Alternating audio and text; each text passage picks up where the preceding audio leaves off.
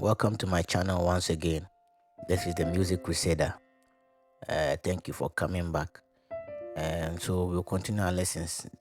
This is the second lesson out of the 10. I told you we are doing a series of 10 lessons. If you are joining me on this one, this second lesson, then you have to go and watch my first lesson. I'll leave the link up there, so look for the link up on your screen or in the description so that you can watch the first lesson. Otherwise, whatever will go on here, you won't understand. But then I'll do a quick recap. So now, from last lesson, we saw the layout of the piano, and we know we have white keys and black keys. And then the keys are arranged in a certain group. We have 2 black keys, 3 black keys, 2 black keys, 3 black keys. So now, we identify that for every 2 black keys, okay, so we have 2, 3, 2, 3, 2, 3 black keys. And then for every 2 black keys, the first white key we know is C. That's what we learned last week. For every 3 black keys, the first white key is F. So that's what we learned last week.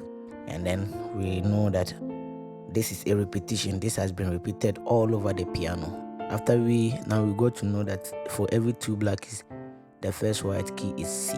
Then we just continue counting the alphabet: C, D, E, F, G. And we know G is the last key. So we start A, B, C. So we'll come to start again. So this is just a repetition again here. So it continues. So we have C, D, E, F, G, A, B, C. Same here. C, D, E, F, G, A, B, C. That's what we learned last week. Today's lesson is sharps and flats. I said sharps and flats. That's today's lesson. In fact, this lesson I'll divide it so this will be a sub lesson. It will be lesson 2A, because I want to teach you 2 different things, but they are 2 concepts, so I don't want to mix them all on one video. So I'll first take this one to be the lesson 2A, then there will be a lesson 2B, but they all are simple concepts to understand. So let's go straight into the lesson. So now, if I should show you my slide now. Okay, so this is what we did last week. So we have C, D, E, F, G, A, B. This is just the repetition. So today what we are learning is called sharps and flat. Sharps and flats, or sharping and flatting. So as you see on your screen, this is just it. So when you are moving from your left to the right on your piano, it's called sharping. You are sharping.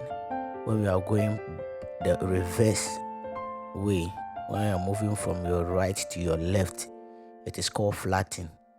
So just get this, a simple concept. When you are moving from your left to your right, it is called sharping. And when you are moving from the right to your left, it is called flatting.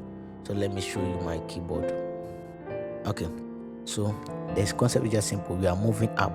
So as we are moving, that means you are sharpening. So from here, let me just give you this analogy.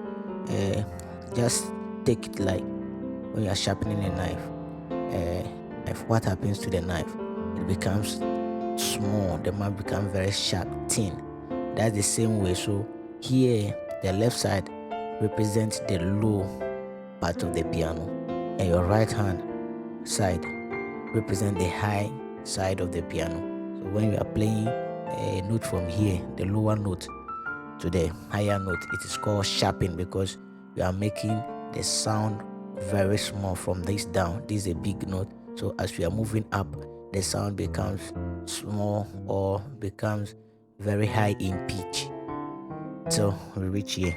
So that's why we call sharp. That's the same way, the direct opposite. When you have a sharp knife and you decide to hit the mouth with a stone, you see that you are flattening the sharpness.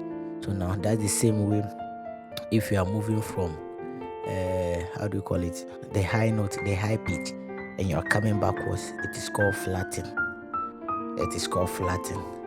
So you can see that now the pitch of the sounds are becoming lower, lower, lower, lower till here.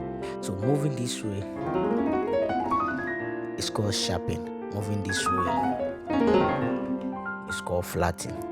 So This is the concept for today. Thank you for watching. uh, See you again.